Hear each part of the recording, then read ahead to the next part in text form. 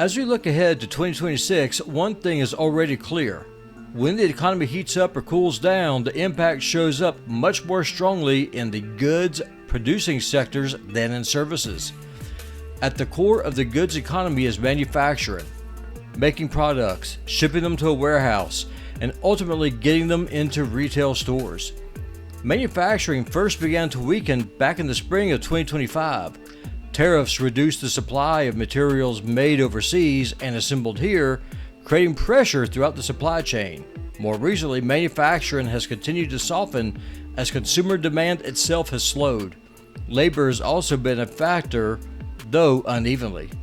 Deportations and a tighter labor supply haven't hit manufacturing as hard as some feared, but they've been a much bigger issue in home construction, where labor availability matters more. Another headwind has been technology investment. Outside of artificial intelligence, tech spending has been sluggish as AI has captured the majority of available funding. That has left many non-AI tech areas moving more slowly than in prior cycles. Looking into 2026, one of the most important pressures remain the gap between wages and prices. Many consumers are still dealing with the reality that income growth hasn't kept up with higher costs. This hits hardest in the production and distribution of essential goods, things like housing-related items, clothing, furnishing, and basic household needs.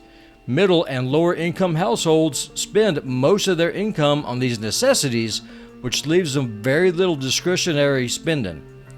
That's very different from higher income households, which tend to spend more on dining out, entertainment, travel, and vacations. But even there, the latest data shows signs of slowing. Industries grouped under leisure and hospitality are beginning to cool as we head into the new year.